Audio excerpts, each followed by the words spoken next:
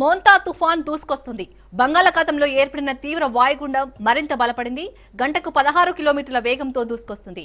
రానున్న 24 గంటల్లో తీవ్ర తుఫానుగా బలపడే అవకాశం ఉందని భారత వాతావరణ శాఖ తెలిపింది. ఈ తుఫాన్ అక్టోబర్ 28న మచిలీపట్నం, కళింగపట్నం మధ్యలోని కాకినాడకు సమీపంలో తీరం దాటే అవకాశం ఉందని ఐఎండీ తెలిపింది.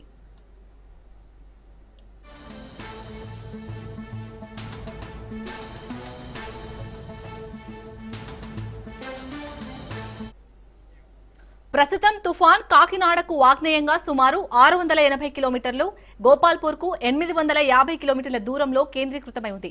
వేగంగా పశ్చిమ వాయువ్య దిశగా కదులుతున్న మోంతా తీరం దాటే సమయానికి గంటకు 100 కిలోమీటర్ల వేగంతో ఈదురుగాలులు వీచే అవకాశం ఉందని వాతావరణ శాఖ అంచనా వేసింది. దీంతో రానున్న 48 గంటల్లో కోస్తాంధ్రలో భారీ నుంచి అతి భారీ వర్షాలు కురిసే ఛాన్స్ ఉన్నట్లు పేర్కొంది. ఈ నేపథ్యంలో రాష్ట్రంలోని 7 జిల్లాలకు రెడ్ అలర్ట్ జారీ చేసింది. పొట్టి శ్రీరాములు, నెల్లూరు, ప్రకాశం, బాపట్ల, కృష్ణా, పశ్చిమ గోదావరి, కోనసీమ, కాకినాడ జిల్లాలో అత్యంత భారీ వర్షాలు కురిసే అవకాశం ఉందని హెచ్చరించింది.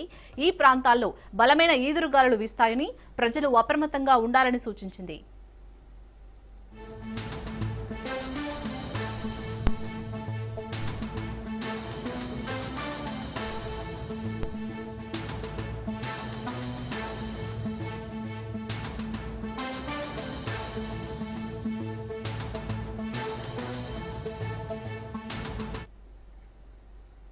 రాష్ట్రంలోని మరో 16 జిల్లాలకు ఆరెంజ్ అలర్ట్ జారీ చేశారు. చిత్తూరు, తిరుపతి, అన్నమయ్య, కడప, నంద్యాల, పల్నాడు, గుంటూరు, ఎన్టీఆర్, ఏలూరు, తూర్పుగోదావరి, అల్లూరి, అనకాపల్లి, విశాఖపట్నం, పార్వతీపురం, విజయనగరం, శ్రీకాకుళం జిల్లాలో అతి భారీ వర్షాలు కురుస్తాయని తెలిపారు.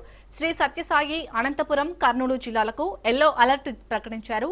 ఈ జిల్లాలోనూ భారీ వర్షాలు పడే అవకాశం ఉందని తెలిపింది వాతావరణ శాఖ.